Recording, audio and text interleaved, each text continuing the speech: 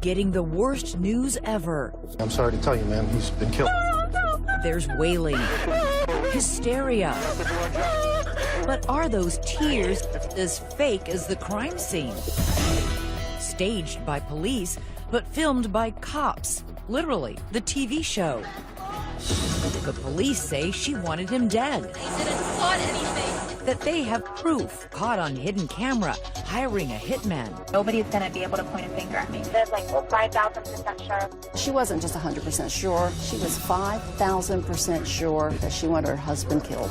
But Dahlia says the only reality was getting herself and her husband on reality TV. If they could do it, there's no reason why we can't do it. They wanted to submit that, post it on YouTube to try to get acting parts. So the goal here was to be famous? She got what she wanted. Work it, work it. The outrageous story that made national headlines. One of the wildest and one of the craziest. The story just got huger and huger. But tonight, she's finally telling her version. This is the first time you have ever talked about this case, correct? How will you explain what we have all seen and heard on those videotapes? With one trial behind her and a new one coming up, Trying to cope with everything. get ready for a he said, she said scandal of sex, lies, and videotape. 3 words to describe Dahlia. Liar, liar, liar. Was the real you the person in those tapes or the person sitting here today? Who is the woman in the video? Good evening, I'm Elizabeth Vargas. David is away on assignment. Tonight, the jaw-dropping story that seemed to go from just married to a murder-for-hire plot in just 6 months. But now that the woman on trial is speaking out only to 2020, things aren't so open and shut. Instead of asking how much did she want to get rid of her husband, her lawyers say you should ask how far did she go to get on reality TV. Here's Amy Robach. Palm Beach, Florida. Mansions face the shoreline. Pricey jewels fill the store windows. Bentleys dot the boulevards. But just down the road, the bling disappears as if a wave swept it away. If Palm Beach is high-end, top chef, Boynton Beach is meatloaf. A tropical blend of strip malls, side by side with palm trees, retirees, and young folks just starting out. It's home to petite, soft-spoken Dahlia Dippolito. She is Boynton Beach's most unlikely and notorious celebrity. I didn't do anything. The wrong kind. Miss Dippolito, is your husband Michael? Her road to infamy began with this video. It looks like police telling Dahlia her husband of just 6 months was murdered. Okay, I'm sorry to tell you, man, he's been killed. But watch closely, because nothing in this case is what it seems. Try to calm down. Turns out police are duping Dahlia. That whole crime scene, it's fake. Police claim Dahlia ordered a hit on her husband and that they have hidden camera video to prove it. Nobody's going to be able to point a finger at me. First comes love, then comes marriage, then murder. This story was on newscasts everywhere. Dahlia Dippolito, she is the Boynton Beach newlywed. Caught on tape taking a contract out on her husband. The hitman turned out to be an undercover cop. Police staged a fake murder scene. For 6 years, hounded by the press, but never saying a word. Until now. Walking on the sidewalk right now, this doesn't happen very often. No, this doesn't happen at all. This is the first time I've had to walk in a long time. Yeah, your every move is monitored. She's under house arrest, accused of solicitation to commit murder, tethered to an ankle bracelet. That's what it looks like, and it doesn't come off at all. She says she's on medication for what is unsurprising, depression and anxiety, and that faith is what gets her through each day. Her favorite escape? Listening to worship music. Her favorite band? Hillsong. All the songs are just about people going through struggles. I feel like I'm, casting away the negativity and just really bringing in light. What's been the hardest part? Not knowing when it's over, not being able to leave, watching everybody around me being able to come and go as they want, and I can't do that, and just trying to be happy for them as they're coming back and forth and stuff. Her downfall began, she says, the day she met what she thought was her dream man. What was your initial impression of Mike DiPolito? Charming. He was a workout fanatic and self-employed marketer, and more than a decade older. But no matter, they had instant chemistry. What drew you to him? He was really, really engaging, and I felt a really strong connection. We seemed to hit it off really quick. What do you think Michael saw in you? My personality. I guess we were active sexually, you know, that seemed to be on point. Well, there was that. And of course, Mike had a Porsche, seemed to have plenty of money, and a nice new condo in this complex, Renaissance Commons. What better setup to start a new life? I would say I was naive in that I just never imagined something as crazy as what happened would happen. You know, you would never see that coming. Indeed. Who would have imagined that the DiPolitos would be a duo on the tip of so many tongues? Dahlia DiPolito. Dahlia DiPolito. When people hear the name Dahlia DiPolito, what do you think comes to mind? Everything negative. All the headlines, the person they're describing, it's definitely not me. When Dahlia sat down with us for her first television interview, she wanted to talk about a very different Dahlia. A girl with a normal upbringing who danced, played sports. I had a really great childhood, happy, had a lot of friends. She went to Catholic high school, then on to college, and soon after got a real estate license, a career choice as natural in South Florida as sunscreen at the beach, for someone with a personality like she describes. I didn't have a hard time getting along with people. Shirley didn't have trouble getting along with Mike. The two lovebirds were so happy dating, it was only a small issue that he was, well, married to someone else. I was told that he was going through the divorce proceedings. Would you have had a problem had that not been the case, if he just was a married guy who was looking for some fun on the side? Yes. Mike had a past, but he says so did Dahlia. Mike says Dahlia wasn't just selling real estate, she was selling herself as an escort. Well, I didn't meet her in church. That's obvious. Needless to say, you know, I was married. I made a bad decision. I called an escort, and she came. Okay, so it may not have been exactly a fairy tale romance, but Mike says he fell for her regardless. And just a few months later, he got divorced, and they wasted no time. 5 days later, they were married. Why rush into the marriage? Why say, okay, your divorce is final, let's run to the courthouse and get married? It clearly wasn't well thought out. But from all appearances, it was working out. By day, the newlyweds exchanging love notes. We weren't like the party type or anything like that, and so I liked the homey type of, you know, environment. Their nights, Dahlia says, often spent snuggling at home watching reality TV. Shows like Cheaters and Real Housewives of New York. Hey, no, it's not right. You gonna fight with me now? Did Mike love it? Did you love it? Did you love it together? He liked the fact that people would be on these shows and essentially get paid to do nothing. It's just watching them at home or on their couch. Back then, it was all innocent fun, she says. Two people just dreaming together of being on TV. He said, you know, if they could do it, if you're watching these people do it, there's no reason why, you know, we can't do it. We look better than those people, and why not? But Dahlia says there was a darker side to Mike, something he was hiding, something big. After months of being together, his probation officer showed up at our home, and I had no idea who it was. When he told me, he just completely downplayed everything. She says Mike failed to mention he was a convicted felon. Years ago, he'd been to prison for fraud after scamming investors out of tens of thousands of dollars. Probation until 2032. Right, and that was something else that I didn't know either. I wouldn't have dated him if I would have known. That's just silly. That's a lie. She's lying.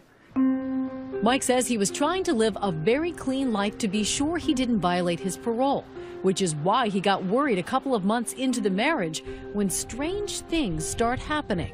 7 years, I guess, prior, I had no run-ins with the police. I meet Dahlia, and then within 6 months, I'm probably pulled over, had my house searched, and grabbed at every other area in Palm Beach probably 8 times.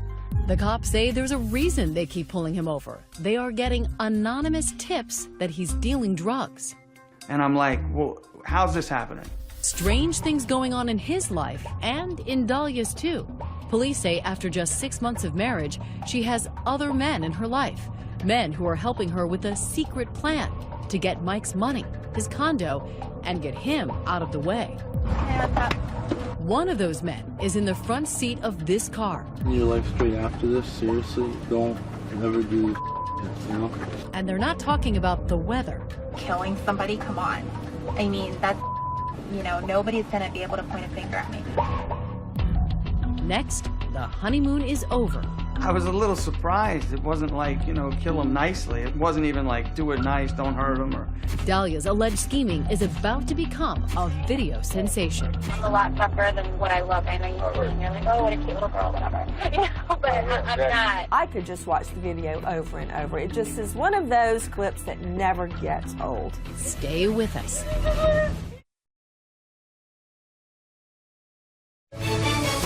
2020 continues with the woman in the video. The Boynton Beach Police Department, a small building in a quiet South Florida town. But what came out of here could hardly have been any bigger or louder. Terry Parker, investigative reporter for WPBF 25 News, covered the story. So this guy Muhammad walks into the Boynton Beach police station and he says, I know a woman who's trying to hire a hitman to kill her husband. She asked if I knew someone who can kill her husband for her. The man, Mohammed Shahadi, was recorded as he talked to detectives about his one-time lover, Dalia DiPolito. He tells police he's speaking out to save the man's life. Are you scared for the guy? Yes, because she's really, dead serious on getting this done. It's quite a story, if true, because while he can describe Dalia, she's maybe 5'6", 5'7", dark black hair. She's a good-looking girl. Really good-looking girl, actually. He can't even tell cops her last name or her address. Well, at the time, we didn't know what to believe. We were kind of, weren't sure what we had. They had their reservations. They had to say, let's see some proof. To get proof, the cops make Muhammad a confidential informant. He arranges to meet Dalia at this gas station. Cops are staked out as their mystery woman arrives. And she actually stepped out of the car. We were surprised because she didn't look like the type. She didn't look like a killer, but Detective Alex Moreno says she's about to show her true colors. Hey, what's up?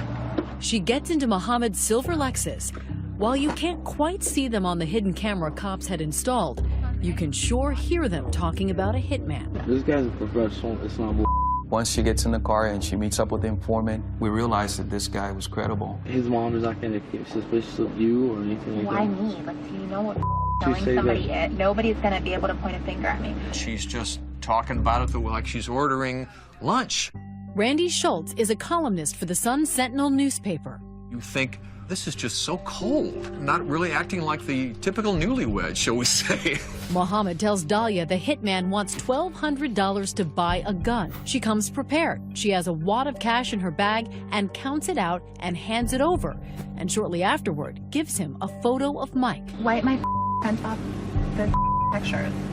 Really? You're going to give him something fingerprints all over? And at that moment, the detectives realized, we've got her. This is real. She just handed him $1,200 and a picture of the husband that she wants murdered. We were shocked how easily she talked about getting her husband killed. 2 days later, the talk turns to action in the CVS parking lot. She's not there to pick up a prescription. So I came here, I pretty much parked in this exact spot right here. This is Whitty Jean, an undercover police officer. She parked one to the third space from here. Police say Dalia thinks she is meeting an actual hitman in his cherry red convertible. We're staying in here, right? All right, yeah. Okay. He makes his plan crystal clear. I'm going to tell you how I'm going to do it and what exactly is going to be done. A burglary gone wrong that leaves Mike dead. Everybody works in the daytime. Right. When he's at work, when he's not at work, then, he gets to it ahead. For the undercover detective, he really wants to nail Dalia. Make sure he's got it on tape and on camera that she is really going to pay him to kill her husband. And he says, are you sure, Dalia? Between now and when it's done, you're not going to have an option to change your mind, even if you change your mind. No, there's no, I'm determined already. I'm positive, 5,000% sure. There it is. The press would have a field day with this line. Listen again. she's 5,000% sure. I'm positive, like 5,000% sure. Like, no, when I say I'm going to do something, I'm going to do it. No, she wasn't just 100% sure. She was 5,000% sure that she wanted her husband killed. I was a little shocked because I didn't think she was going to be that open. Dahlia never backs off. No, I'm not going to, I'm a lot tougher than what I look. I know you see me and you're like, oh, what a cute little girl, whatever. But I'm not. You're beautiful. Thank you, but I just need to make sure everything's going to get taken care of. The not-so-cute little girl agrees to a plan. She will leave the house early Wednesday morning. I'll be in the house by 6:30 Wednesday morning, 6 o'clock. Sure enough, she's at this gym around 6 a.m. Wednesday, leaving Mike DiPolito home alone, in bed, still recovering from liposuction from 2 weeks before. At this point, the police have all the evidence they need. These are experienced officers. You know that you have enough. You have a case. Done. End of story. But not end of television show. Television show? Bad boys, what you gonna do when they come for you? That's right. Turns out a reality show has come to Boynton Beach. Got the video? Yep. And the timing couldn't be better. They'll be able to film the last part of the police investigation. Detectives, they were going to stage this fake crime scene. I hear a banging on the door. Sorry, Yes. Sergeant Sheridan, Boynton Police Department. The TV show cameras are rolling when police wake up Mike. That's Officer Moreno at the door. Your wife has hired a person to kill you. Relax, just relax. Take it easy. Take a deep breath. Ben, sit down. The guy was totally in shock that this was going on. I was very surprised. I was like, because then it hit me like, this is a mess. They drive him away and transform the street to make it appear they're really investigating Mike's murder. The TV show Cops, along with Boynton Beach police, have cameras rolling when a detective calls Dahlia at the gym. We're at your residence, ma'am. Can you come right back to your residence, please? She's back in a flash, and now watch carefully. You be the judge of what happens next. Is your husband Michael? Okay, I'm sorry to tell you, ma'am. He's been killed. He's been killed, ma'am. I'm sorry. Listen. Try to calm down. We know the cops are acting. I can't let you see it, ma'am. What about Dahlia? I need you to take her to the station. Amidst all of that tremors and shaking of her body, there wasn't any real tears coming out of her eyes. The crying, the screaming, the bending over. Meryl Streep, wherever you are tonight, don't worry, you're safe. They hustled Dahlia off to this interrogation room for questioning. Another recorded moment. Are you sure that you don't know anybody who want to kill your husband? You wouldn't want to kill him, I hope. Not at all. It's almost like something out of Law and Order. There's no more games with you and I. Now we're going to get down to serious business. I want to know if you know this guy. Come here. They bring in Officer Witty Jean, the supposed hitman from the car. Get over here. You know who this guy is? No. You've never seen him before? I've never seen him before. She just stared at him. She said she didn't know him. And then, call it a resurrection. Oh my God! He's alive. Police have another surprise for Dahlia DiPolito. Here, please. Come here. Mike, come here. She sees her husband, and he's alive. The show Cops captures this moment as well. Come here, please. Come here. Why not? I didn't do anything to you. Mike, come here, please. What? You're alive? I love that moment, and I'm sure a jury will too. You're going to jail today for solicitation of murder. You're under arrest.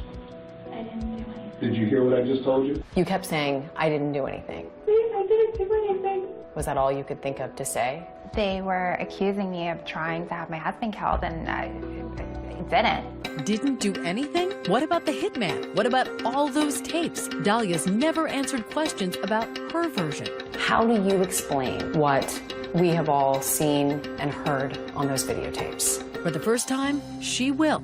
Stay with us.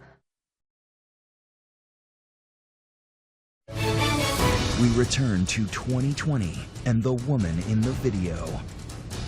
I didn't do anything, and I didn't plot anything. Police say she thought she'd gotten away with it. Not even a few hours after Dahlia DiPolito was caught on camera, the story went viral. It's an unbelievable case. Caught on camera trying to hire a hitman to kill her husband. Bombshell tonight. A newlywed in Boynton Beach, Florida. Work it, cry. Problem, ruh-roh, the hitman is a cop. I'll never forget it because we just stood around the newsroom. What is this? You want to help your husband? I could just watch the video over and over. It just is one of those clips that never gets old. In an unusual move, the Boynton Beach police released the video of the fake crime scene on YouTube the same day, and the public couldn't get enough. So this story just got huger and huger, and it was like a reporter's dream come true. They got played and replayed over and over. Fast forward 2 years, and cameras are all over Dahlia once again, this time out in the open as she finally gets her day in court. Charged with solicitation to commit murder, facing up to 30 years in prison. Your trial. Can you describe what that experience was like for you? Confusing, really difficult. You will see how determined she was to have Mike DiPolito, her husband, killed.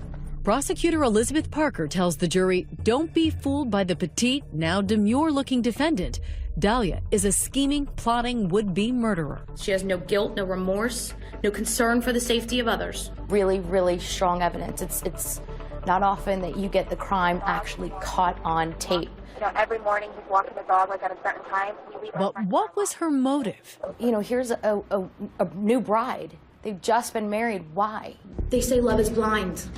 The motive, according to Parker, is simple. She wanted his money. She even convinced him to transfer the title to his $250,000 condo into her name, and she wanted another man, a former boyfriend named Mike Stanley. He's in construction. Dahlia's been texting with him, Parker says, and the texts seem damning. Boynton Beach detective Alex Moreno reads their X-rated conversation on the stand. Do you want my hot, tight body all over you? His monotone hardly matching the steamy words. Love you so much. I'm so horny for you. Some of the stuff was kind of cheesy. I mean, I had to read it up on the stand. It was not my best moment. Baby, I love you, and I only want to you. The evidence with Mike Stanley, huge motive for why she wanted her husband out of the picture. 893 text messages between the two of them. She's shameless about the way that she uses her sexual power to get what she wants. And what she wanted, Parker says, was to get her husband out of the way by planting drugs on him and calling the cops. That's why Mike DiPolito kept getting pulled over by police. She was trying to set him up to have his probation violated, to have him arrested. The sooner he gets jammed up, the sooner we can be in Paradise Island, baby. There were text messages presented at your first trial, sexually graphic messages between you and a man named Michael Stanley. Do you have any explanation about what happened? I didn't send those messages from my phone. Mike actually sent those text messages. Mike DiPolito, her husband, sent them? Dahlia claims her husband was playing games with her former boyfriend. Mike DiPolito denies it. But Parker says when Dahlia's plan to get her husband put into prison failed, she took it a step further. If she couldn't send him to the big house, she'd get rid of him altogether. Yeah, but killing somebody, come on. Nobody's gonna be able to point a finger at me. But as damning as those tapes may seem, Dahlia's trial lawyer, Michael Salnick, has a defense, and it's unforgettable. It was never anyone's intention to harm anyone. It wasn't a murder plot, he says. It was a stunt.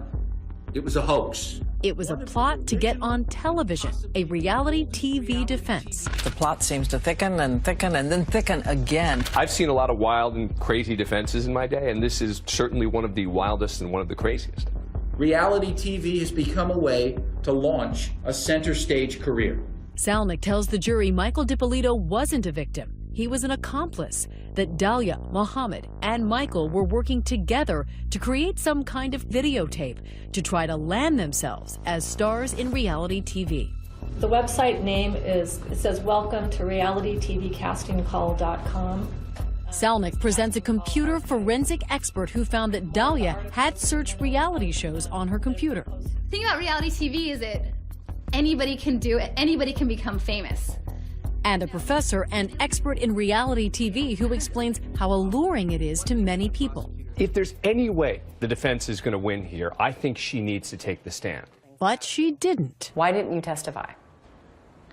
It was a daily, yes, you're going to testify, no, you're not going to testify. And Did you want to testify? Yes, I did. You regret not testifying? Absolutely. Judge, the defense is going to rest. Still, as the jury goes to deliberate, Dahlia tells us her side was confident. I never had the impression or the understanding from my attorney that losing was a possibility. Everything was always, you know what, we got this. Wow. We have really good poker faces. These jurors say they consider the trial a disaster for Dahlia. I'm really surprised to hear that she thought it was going well. In fact, it took just 3 hours to reach a verdict. Has our jury reached a verdict? We all just said, well, she's guilty.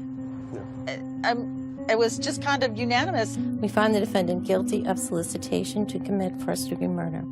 As for the reality TV defense, And the defense didn't present anything that really represented this was for a reality TV show. There was nothing. For them, the tapes told all. And she said, I am 5,000% sure. And that did it for me. I ask you to have some mercy. At her sentencing, Dahlia's mother, brother, and sister begged the judge for leniency. I need her here. Why did you get so emotional? Hearing my sister talk about how she's looked up to me. And she wished I could go, you know, and watch her get ready for prom. It was really emotional because I really value my family. Your web of deception. The judge is unmoved. There is absolutely no moral justification for your conduct. It was pure evil. I'm sentencing you to 20 years in the Department of Corrections. And when he said 20, it just it was numb. But when we return, a courtroom bombshell. She's getting a new trial? Exactly. Were you surprised? A new trial with 2 new lawyers, and guess where she found them? On TV. Mark Eiglar's. But here's the good news. I think the law is on the side. They say they have a winning strategy. I am 5,000% sure Dahlia DiPolito is innocent. And it comes from yet another TV show. Burn Notice. I want to pay you a lot of money to kill a lady. This episode has a plot twist that sounds familiar. I'm here because someone was hired to kill you. Is a TV crime drama the key to the case? Stay with us. I'm not going to, all right?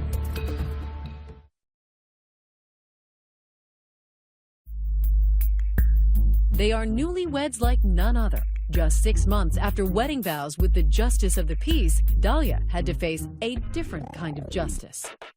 Pure evil. The result? 20 years in prison for solicitation to commit murder. That seemed to be the end of this sordid story. Her husband Mike even had some pity for the woman convicted of plotting his death. For a second, I felt a little bad for her. I mean, it's no fun. Nobody wants to go to jail. I know that for sure. But then, Dahlia's Hail Mary prayer for an appeal was answered. In the last hours, the Black Widow, Dahlia DiPolito, set to walk free. A Florida judge ruled the jury wasn't selected properly and ordered a new trial. The appeals court tosses out the conviction. Were you surprised? It's the first piece of good news throughout the whole process that I received. So now Dahlia is anxiously awaiting a new trial. She is out of prison and under house arrest at her mother's home. Finally, ready to talk to 2020 about the charges against her. Did you want your husband dead?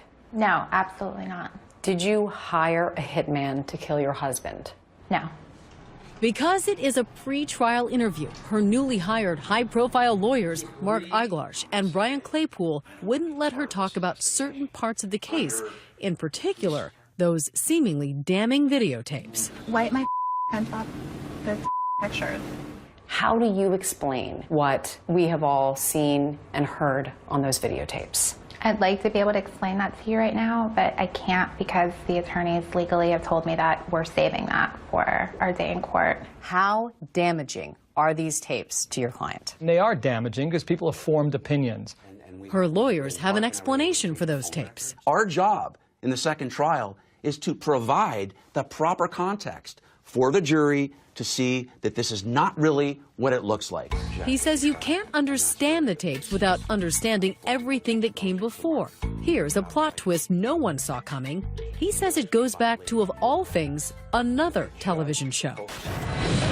The TV show Burn Notice, USA's long-running crime drama. On this episode, the plot is about hiring a hitman. I want to pay you a lot of money to kill a lady. And guess who had been an extra on the show? You appeared in the television show Burn Notice, is that correct? Yes. Mohammed Shahadi, Dahlia's one-time lover, part-time actor, and the confidential informant for the Boynton Beach police. The lawyers say Mohammed, Dahlia, and Michael wanted to mimic the episode in their own fake hitman video. They wanted to submit that, post it on YouTube, to try to get acting parts.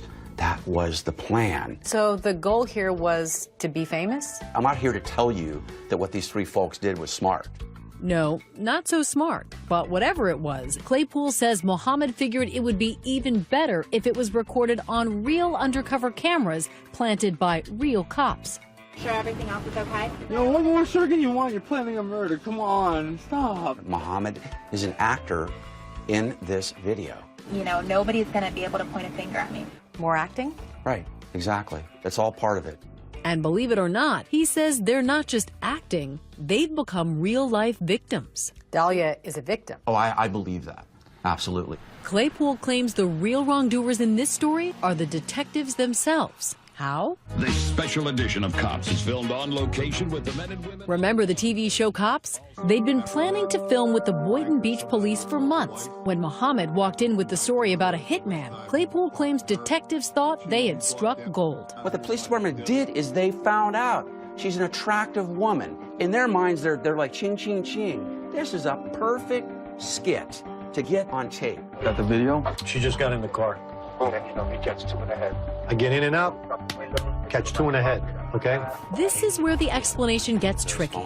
Claypool claims Mohammed realized his plans that sounded so good for a fake YouTube video were spinning out of control in real life. He wanted out, but detectives threatened him to make him continue as a confidential informant. He wanted zero part of that. Detective Marino was calling him 10 times a day. Dude, you gotta do it, you gotta do it, you gotta call her. Mohammed acknowledges he felt pressured by police in this deposition. Why did you believe that you could get prosecuted for this if you didn't continue to work with them? Because they told me that I could. Okay. Why would the police put pressure on Mohammed? Claypool says they wanted to make sure nothing stopped the Cops TV show from going forward. And under all that pressure, Claypool says Mohammed freaked out when Dahlia told him she didn't want to meet with the supposed hitman. Dahlia starts backing out. She didn't want to have any part of this anymore. Hey, we're staying in Paris. Claypool claims she only kept up the act because Mohammed threatened her with a gun. He threatened to hurt me and to hurt my family. Did you believe he would? Absolutely, yes. So she was threatened to act out a hoax on a videotape? I mean, do you understand how ridiculous that sounds to a lot of people watching this? Yeah, that's not ridiculous. You've got a 6'2", 230-pound man with a gun. Saying you will do this Absolutely. YouTube hoax or else? Right. All right, so that's how I'm going to do it. You know what I'm saying? Robbery went bad. All that leading to the famous 5,000% sure moment. I'm positive, like 5,000% sure. 5,000% sure, not 100% sure, not 1,000% sure, but 5,000% sure. How do you explain that? I look at that video and I see somebody who's struggling with whether she's really sure. She's struggling? What? Why? Well, how is she struggling if she's 5,000% sure? Well, you might find that humorous, but when I hear people say they're sure, I'm 110% sure. She's trying to overcompensate. Whether she's 10, 100, or 5,000% sure, Dahlia's lawyers believe the whole case against Dahlia doesn't add up to anything, that she was framed by the police. So are you saying that Dahlia was enticed, entrapped into soliciting a murder for hire? There's no question about it that the Boynton Beach Police Department was dead set on manufacturing a crime here. They've filed a motion to dismiss the case, claiming police violated her constitutional rights. The police deny any wrongdoing in a Skype interview. The cops show just happened to be here at the time of this investigation. We're not in the business of producing television. We're in the business of saving lives. And we believe we did that in this case. We believe that the merits of the case, the evidence collected, will stand, and we believe we have a solid case going forward. And what about when Dahlia was arrested? Please, I didn't do anything. Tell me you didn't. didn't do anything. Why didn't she just tell police her version of what happened? I've asked her that question too. Oh, yeah, everybody. Hey, Sergeant. This was just a YouTube thing we were putting together. She was in a state of shock. I couldn't react. I just completely froze. I wanted to get out of there, and I felt just paralyzed. What do you say to people who say you're just denying the undeniable, that this is an open and shut case? That now with the attorneys that I have, so much is coming to light to where it would just be insane to not believe me. So who to believe? Is Dahlia the soft-spoken, wholesome woman at our interview, or a cold-blooded killer? Was the real you the person in those tapes, or the person sitting here today? The person sitting here. The tape was, it was a show, it was a tape. That was the purpose of it. You were acting in those tapes? Yes. But you're Liar, liar, liar! We asked him about Dahlia's version of what happened, that he and Mohammed were making a YouTube video with her. Absolutely not. That's a lie. That's such a lie. That's my reaction. He says he never even knew Mohammed, no less planned a YouTube video with him. I've never met him, ever. Mike's last conversation with Dahlia was a phone call she made from jail the night she was arrested. Mike, please, I need an attorney. Can you please help me? This is not true. Yeah, it's true. Look, how do you explain what I saw and heard? Dahlia's lawyer, Brian Claypool, thinks Mike seems to offer a tit-for-tat that doesn't pass the smell test. You know what I'll do? You know what I'll do for you? Seriously? What? You sign my house back over to me. I'll help you, Mom, immensely. Give me my house back. That's it. That's it, what? I'll help you. That doesn't sound to me like it's coming from a person who thought his wife was going to have him shot twice in the head. As for the mysterious Mohammed Shahadeh, what does he make of all of this? He declined to do an interview with us. He has denied working on a video with Dahlia and Mike and ever threatening her. But Claypool claims these phone records show otherwise. 500 calls between Dahlia and Mohammed in the days leading up to Dahlia's arrest. She was baited, enticed, and entrapped. At her new trial, Dahlia says there will be one radical change. You're prepared to take the witness stand? I am. And testify in your own defense? And to handle all that cross-examination? When 37-year-old Crystal McDowell vanishes from Baytown, Texas, everybody's looking for her. Investigators question whether Hurricane Harvey has claimed her as one of its victims. It's raining, pretty heavy at times. The storm was affecting the Texas coast. It wasn't just that Crystal was missing. People were dying everywhere. People were losing their homes, their cars. They were flooded out. But when revelations about her recent divorce come to light, Steve was exhibiting some pretty dangerous behavior, threatening. Investigations lead towards a darker possibility. And she did not realize the danger she was putting herself in. He would threaten to kill the kids. He would threaten to kill himself. He would threaten to kill her. Has Crystal's life been taken by her husband? Detectives gather evidence until a picture of a suspect emerges. Which piece of the puzzle will reveal who is guilty of murder? What would be a killer's mistake?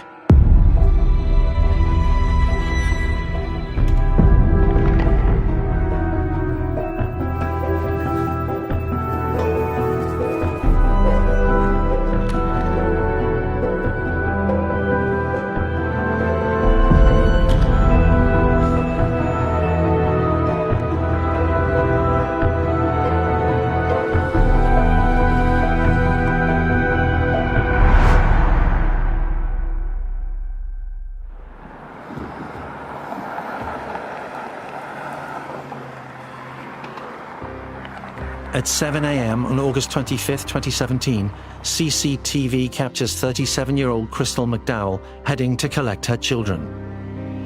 Crystal was last seen leaving her boyfriend's house in the morning. Most everybody was in hurricane preparation mode. Before she left, basically, the roads were not flooded. Authorities are preparing for Hurricane Harvey soon hitting the Gulf Coast, including Crystal's home in Baytown. A number of people had already evacuated to Dallas or Austin, different places, San Antonio, trying to get away from the coast. And so when all of this started taking place, we started getting a lot of rain, just because we were on what they call the dirty side or the wet side of the storm. So we'd gotten a lot of rain. Crystal had said she was going to collect her children, but she's never seen again. August 26th. Crystal's been missing for a day. Her friends, her family, no one has heard from her. She's not responding to text messages. She's not responding to phone calls. People are getting really worried. Crystal's uncle calls police to report Crystal missing. But keep in mind, at this point in time, Hurricane Harvey is bearing down heavy. Crystal's Aunt Cindy is increasingly concerned. You go from, oh my gosh, it's been too long, she would never not return your messages. But, you know, I had called her several times and texted her and said, hey, babe, where you at? Everybody's looking for you. And I knew that when she did not text me back, within an hour or so, there was something wrong. And that's when I started to get worried. She was reported missing by family members. Sheriff Brian Hawthorne's team is handed the case of the missing Crystal McDowell just as Hurricane Harvey makes landfall. So while all this is taking place, dealing with a missing persons case, at the same time we're trying to do everything we can to help our citizens, whether it's evacuate them from their homes using airboats or our high water vehicles, also trying to secure their homes. During the investigation of a missing person, there's usually a lot of people involved. People are looking, searching for this particular person. However, when there's a hurricane that's actively going on, it's chaotic. That particular area of our county got somewhere in between 55 and 60 inches of rain over, you know, about a 72 to 48 hour period. A lot of resources are devoted to saving the lives of the people affected by the hurricane. Emergency services are stretched very thin. As the days went on, the bios and the rivers continued to rise, and so we were losing more and more subdivisions to rising water. So the manpower and the personnel used to search for someone is being depleted in other areas. Because of the storm, that report of that missing person may not have really gotten into a detective's hands for a few days, but we immediately started working on the case the same day that she was reported. And thank goodness for the deputies and the detectives that took the initial report. They were very spot on about how they handled their business, and they crossed their T's and dotted their I's very well. I've always said the detective that makes the first call can really have a tendency to set the tone to help the investigators down the road.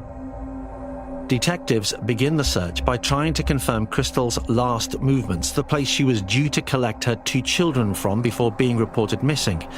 It's the home of her ex-husband, 44-year-old Stephen McDowell. About 7 in the morning, Crystal texted Steve and said she was on her way there and asked if he had water because she may have to stay. 1 minute after 7, she sends a text message to Steve saying, on my way to pick up the kids. McDowell tells detectives Crystal just didn't show up. Now, this was early in the morning, just as Hurricane Harvey began to make landfall in Texas. Probing Crystal's movements before the hurricane, detectives zero in on the dynamics of her relationship with her ex. Well, I think Crystal was very much a pleaser, all right? And I think she wanted the kids to grow up in as a normal relationship as could be. She was having her townhome renovated. He had asked her to just stay with him, that he would move out of the master bedroom. She could have the master bedroom if she would just stay at the house with him and the kids, which she did. To do this separation in the best way possible that would incur the least cost to both Stephen and their child together.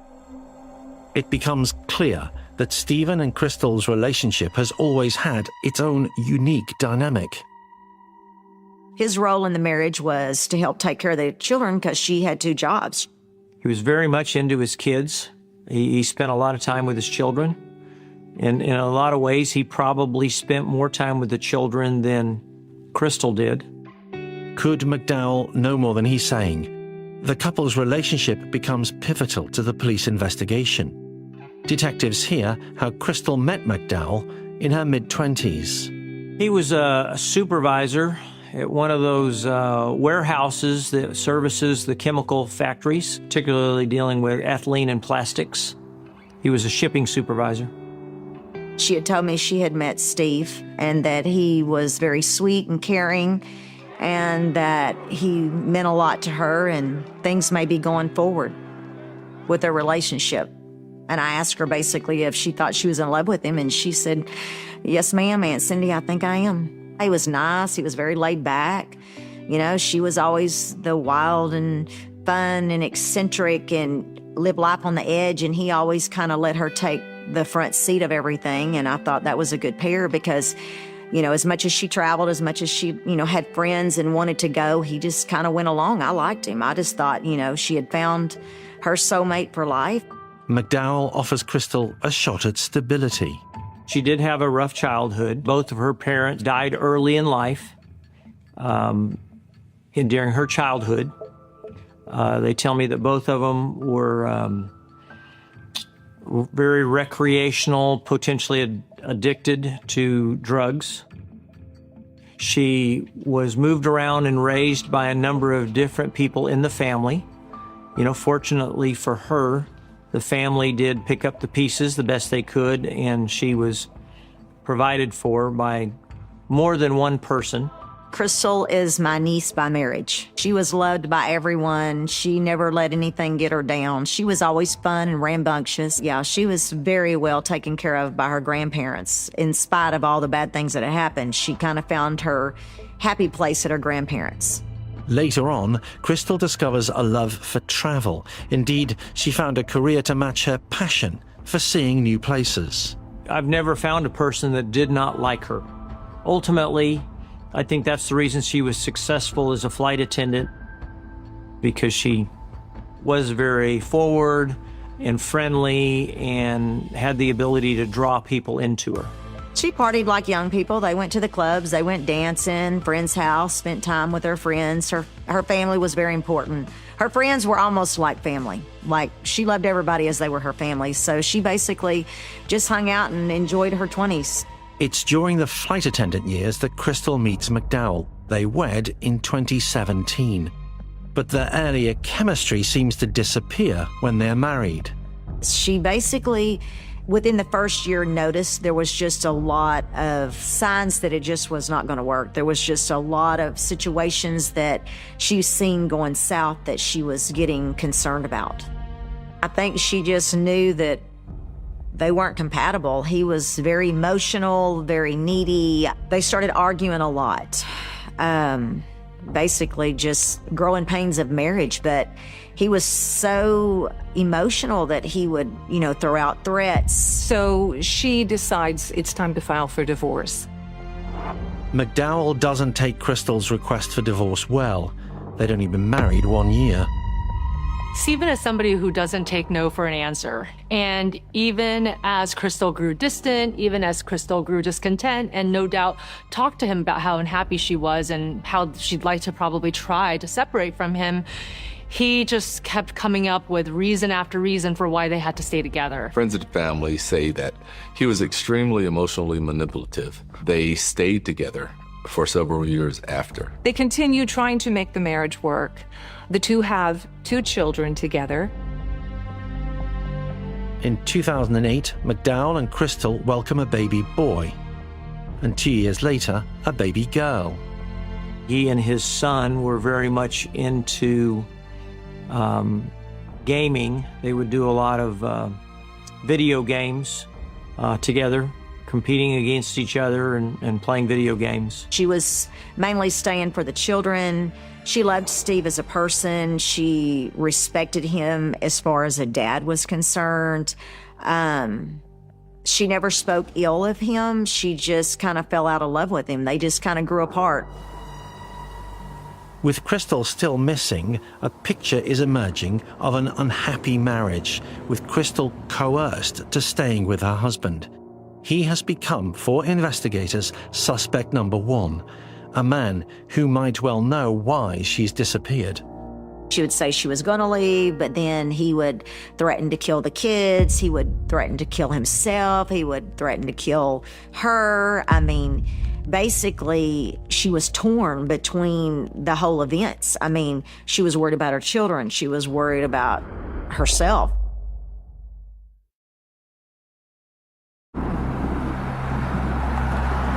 The investigation uncovers a chilling revelation. McDowell has threatened to kill his own children multiple times whenever Crystal has threatened to leave him. She was worried about herself. She was worried about the family. She was worried about the impact of, of what it was going to do to the kids and what he would say to the kids. And that's what makes it very difficult, is trying to determine what is an idle threat and what isn't an idle threat. I think she thought of every scenario, and every time the scenarios would go back to, I only have one option. That's to stay with him and to make it work and to raise my children. Especially during emotional times, it's very common for husbands and wives to say things to the other person just to hurt them emotionally, but not necessarily with the intent to physically harm them. Video footage uncovered by investigators, however, paints a more complex picture of McDowell and Crystal's relationship. In 2012, he surprises Crystal with a skydiving experience. Happy birthday to you! Happy birthday to you! Happy birthday, dear Crystal! Happy birthday to you! By this point, Crystal has become the main money earner in the family. She had 2 jobs. She was a real estate agent and she was flying. She was an amazing realtor. Everyone loved her. She reached out to so many people, and her whole motto is that she just wanted to be a blessing to someone. She really is the breadwinner for this family. She is really supporting the whole family. Despite best efforts to make the marriage work, the differences between McDowell and Crystal are too great. By 2017, Crystal has had enough. If she is not simply missing, but instead has been murdered, a clear motive has emerged, one which puts her husband as potential killer. In June of 2017, the divorce was finally final. Everyone talked about how Steve was distraught because it was actually over. When a divorce is being finalized, or during the period of time the divorce is going through, is a very dangerous time, because the desperate person that doesn't want to let go is at a point where they may try or do anything. Once that divorce happened, that was the line he drew, that this means that things are over, that this means that I've failed at my marriage. And so I think he was happy to keep the pretenses up as long as Crystal wasn't divorced on paper. I think he knew that they didn't have much of a relationship, but the hard line he drew was when they finally divorced. McDowell, angered by the finalization of the divorce, falls back into his old habits of making threats, lashing out. Discovering that is huge in the inquiry for detectives. A few weeks after the divorce, Crystal called 911. Steve threatened to kill himself and the children. And on a prior occasion, Crystal actually called police when the children didn't show up for school. And she found them with Steve, and Steve was threatening to harm himself and the children. Later that day, he returned the children to her, and any charges or other charges were dropped. I think Crystal was starting to see that perhaps Stephen was quite erratic, and that perhaps maybe his distress was morphing him into a person she did not recognize, and she probably started to push back a little bit and try to maintain her distance a bit, because she probably seen some signs that he was becoming increasingly unstable. McDowell's history of threats and volatile behavior cements him as a person of interest in Crystal's disappearance. But he's not the only person police consider. The fact that Steve had made a threat and that law enforcement had gotten involved in it, obviously was one of those check marks that fills the box that makes him, a person of interest. But that's not to say that every time that happens, it automatically makes somebody a suspect, because you do see those kinds of actions are pretty common in marital separations or child custody issues. But we also had other people of interest too. This is not a straightforward investigation. Evidence emerges of an attempt to keep things amicable for the sake of the couple's children. It seems to detectives that the couple get along too well for the disappearance of Crystal to be a certain case of spousal murder. She was renovating her townhome. It was a townhome that they had owned together, and she got it in the divorce. And she actually helped Steve secure the home that he had. So she was part of him getting that home, and then ultimately he had room for the kids. Crystal buys a home for McDowell and their 2 children, just a 12-minute drive from Baytown. Crystal bought a home in Mont Bellevue is because it is a very good school district. But Mont Bellevue still has the warm and cozy kind of country feel, know your neighbor type feel. The whole idea was to get into the school district and get them set up into the home. While Crystal's new place across town needs renovating, McDowell and the children settle into life in the new suburb. She arranges to stay with them. Again, not the picture expected of a spousal murder case. At times, it seemed that the couple were amicably separated. Crystal thought, I'll just stay there and that'll give me the opportunity to spend some time with the kids. And then that way, when I am home, I can help get them to school and, get them breakfast. She wanted to be a part of their life. It was going to make the kids happy. She was going to see the kids more often, but she also had a built-in babysitter with Steve. I would tell her, I don't think it's a good idea. I don't think you need to stay there. Basically, he's not in a position where he is willing to accept you as a friend. He's thinking that, you're putting this out there and that you're going to stay, and that wasn't the case. And she made it perfectly clear over and over again. I care about you. I'm not in love with you. I'm here for the children. Crystal moving back into the house was just a manipulative scenario that put Steve thinking that he had an opportunity to re-engage his relationship with her, when in fact she had no intentions, and she just did not realize the danger she was putting herself in. Had Crystal's return been taken as a signal by Stephen McDowell that there was still a couple? I think it just shows how removed Stephen had been from reality, that perhaps in his mind he had told himself a different narrative about what was going on with Crystal, that ultimately she was still his to win back. And it shows just how dangerous he could become. Even though they were technically divorced, I think her just staying there, playing house, even though they were sleeping in different beds, one was upstairs, one was downstairs, it got to be where he would start following her too much or calling her too much, or he would want to bring her dinner in the salon, or, he started stalking her at one point. At the real estate business, he had put trackers on her car. He was accusing her of different things that was going on at work. McDowell could not have been more wrong thinking there was a future for him with Crystal. During the time they're cohabiting and co-parenting, another man has entered Crystal's life. She's met the local jeweler. She tells all her friends, and she goes on Facebook and she says, I have never been happier in my life. They were only together about a month before this happened, but I think, she was ready to start dating and getting out there and, enjoying life. Detectives now have a new line of inquiry to consider. Was Crystal's disappearance down to former husband Stephen McDowell, or should they consider the new man in her life? They talk to a family relative. He said, I met a jeweler. He's really lying him. You gotta forgive me. We got waiting. Everything's in red, blah, blah, blah. Hey, he's freaking me out. Really bad. What about him? That's like it. You love it. But it's like you're something.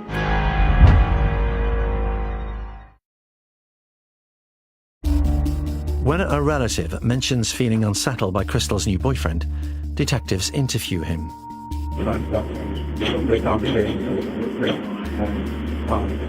Really concerned about the well-being of the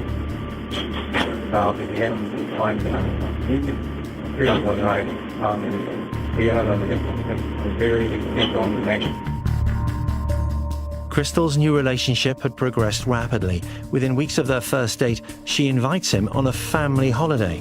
It means taking McDowell's place.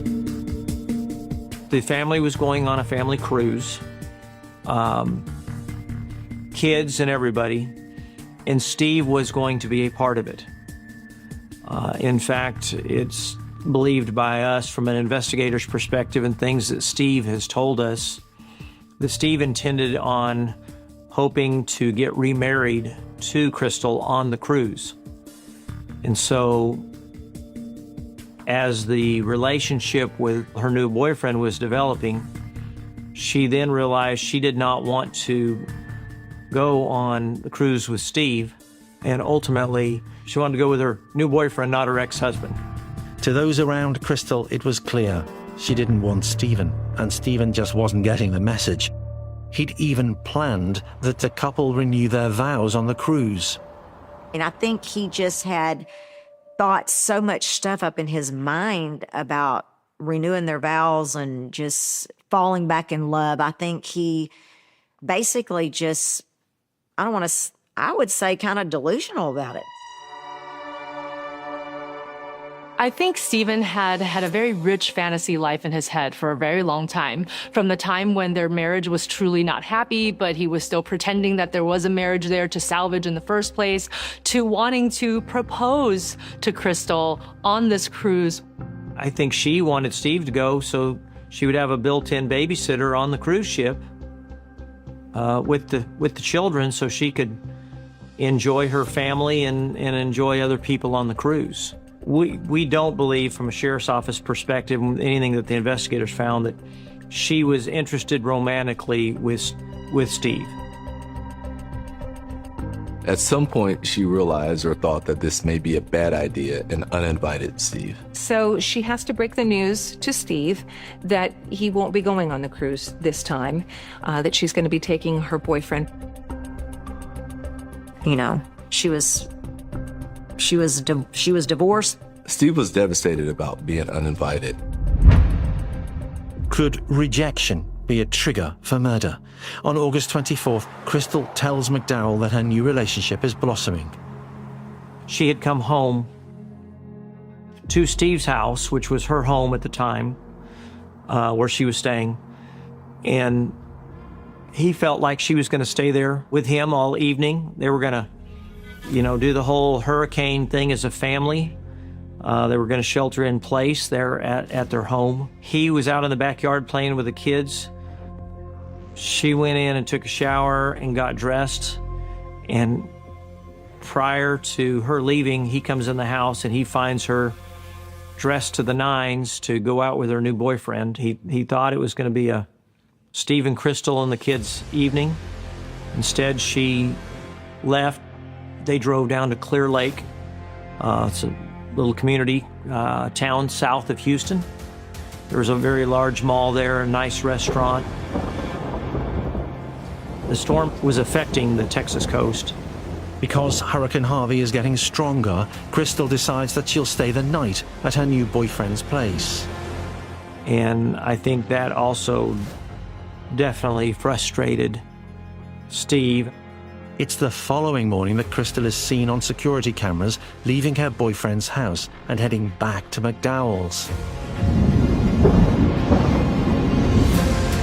She was very smart. She wouldn't have drove her car through high water, or she wouldn't have done anything that basically would have jeopardized her or her children. It went ashore and stalled, and then it started moving back to the east. And then once it moved back to the east, then that's when we started having the winds and the heavy rains.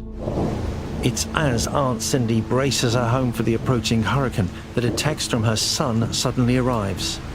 He was burning my phone up, and finally I answered it, and he just told me, he said, "Mom, did you know that Crystal was missing?" And I'm like, I kind of really chuckled at first. I'm like, "Crystal is not missing, son." He said, "Yes, Mom, she's missing. Like, nobody can find her." I said, "Clinton, Crystal didn't run off. She's not missing. She probably flew to Belize or somewhere to escape the storm. She's not missing." And he goes, "Mom, everybody's looking for her." Family members soon suspect something other than the hurricane is to blame for Crystal's disappearance. They told us that we needed to be looking at Steve. I'm honored to believe Steve left her to the point of no return. McDowell's history of threats and growing family suspicions place him back squarely in the spotlight as the prime suspect. Crystal's new boyfriend is clearly an entirely innocent party. Well, there's no doubt that Steve is the type of person that can be very manipulative. Steve will tell police initially that Crystal never showed up. He doesn't know where she is. He was just saying he don't know what happened to her. She just never come in. She had sent some texts and said she was going to come get the kids and that she never showed up, and he was sticking to it. A digital footprint reveals that McDowell tells different people different things about what has happened to Crystal. He shows a text to a male relative. Stephen showed him another text from Crystal at about 9:30 in the morning that said, "I'm going to pick up the children and take them to Dallas." No one that knew Crystal believed that this was a text from her, because it's not something that she would do in the middle of a hurricane. Go pick up her children and take them to Dallas. Aunt Cindy decides to stay close to McDowell to ensure the children are safe. While with him, he tells her that others are also making claims about Crystal's whereabouts. While I was there, he had several phone calls that people called and threatened to kill her if he didn't put so much money up, like they were extorting him. I was there one day when somebody had called and basically had called and said that if you don't send me $4,000, I'm going to kill her. Well, then he started cussing and hanging up the phone, and I'm like, what is going on? Like, what are you talking about? And he says basically that, people were calling him and threatening him for money and basically saying they had her, tied to a chair and they were torturing her, and that, if he didn't have X amount of dollars within a certain amount of time, that, they were going to kill her. They were wild allegations being made just as Crystal had disappeared. McDowell's behavior was now baffling.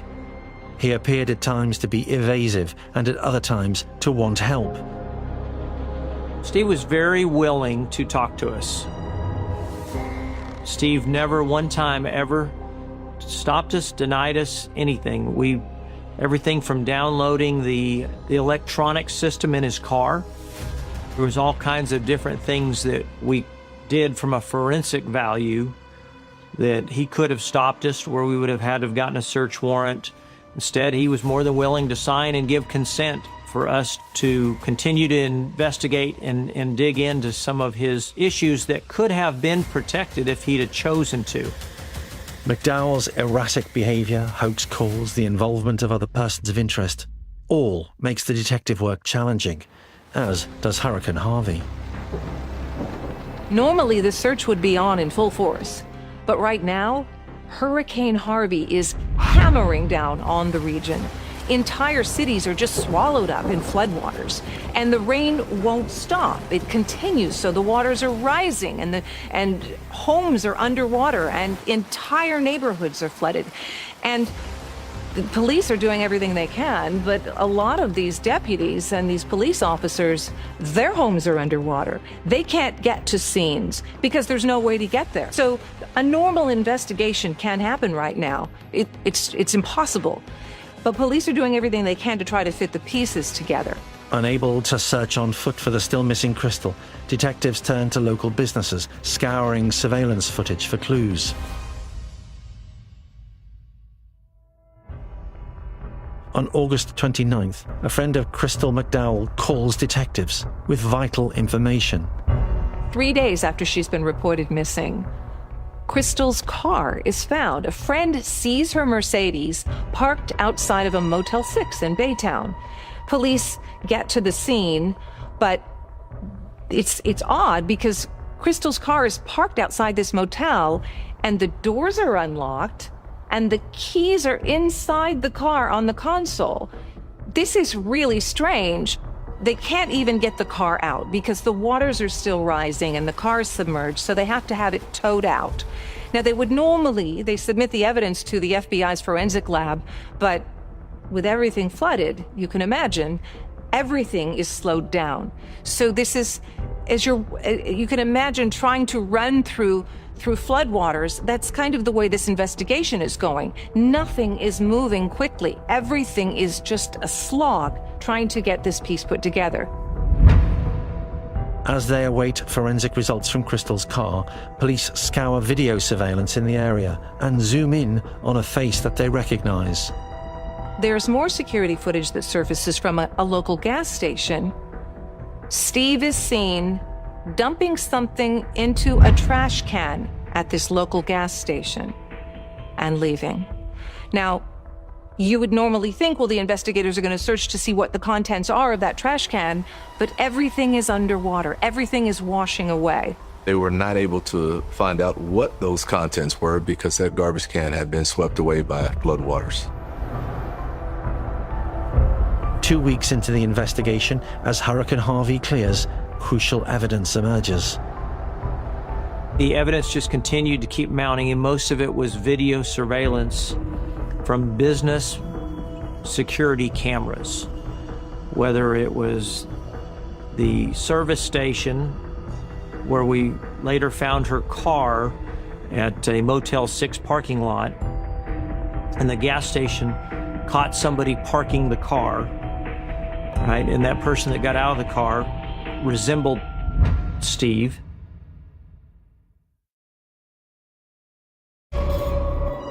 More surveillance footage reveals Stephen riding a bike away from the motel where he has parked Crystal's car. There was an interstate highway and a state highway where this Motel 6 was, and directly catty-corner of that was a Walmart, and we were able to get video surveillance of Steve buying a bicycle and an energy drink and a pack of cigarettes at very early in the morning, like 5:45, 6 a.m., very, very early. And then we got additional security video surveillance of him riding that bicycle down the Interstate 10 service road towards his house. It wasn't until we started putting all the video, when we discovered the car, then the video of the car being parked, and then the video of him buying the bicycle, and then the video of him riding the bicycle home. Obviously, we went back and did another search of the house and in the garage, and there was the bicycle, and we were able to identify that was the bicycle that he had purchased from the Walmart shortly after parking the car in the Motel 6 parking lot. Suspicious movements staged to make it appear as though Crystal parked her own car, caught on surveillance video. Could this be a killer's mistake? The evidence to convict Stephen McDowell. I would say it was very unusual to be riding your bike home in the rain, and it really was not an adult bicycle either. It was a kid's bicycle. On September the 9th, 2017, McDowell is brought in for further questioning. And so ultimately, after multiple days of interviewing and multiple days of him coming back to the sheriff's office and being interviewed in our interview room, he ultimately broke down and told us that he would take us to the body. Confronted by police's extensive video evidence, McDowell starts to unravel. He finally confesses to police. He tells police that he strangled Crystal, and then he covered her face with plastic. He tied up her hands. He stuffed her body into a plastic bag, and he dumped her into a wooded area. He agrees to take them to the location where he dumped Crystal's body. It's a heavily wooded area near Needle Point Road. Police admit that without Steve's cooperation, they may never have found Crystal. It's in my personal belief that we would not have located it if Steve hadn't taken us to it. When we finally were able to recover the body had a lot of decomposition and there had also been some wild animal activity. All right, so very difficult to identify exactly how she died. Believing police can't pinpoint how he killed her, McDowell adjusts his account of what has happened to Crystal. He tried to say he squeezed her to death, as in hugging her, but we don't by any means believe that. But he's saying it was all in just this heat of the moment passion, and I didn't intend to kill her. And in Texas, under the law, a heat of the moment sort of killing could get a defendant as little as 2 years. So that's his hope.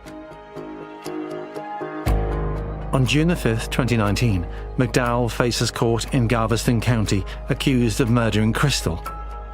Her Aunt Cindy takes the stand.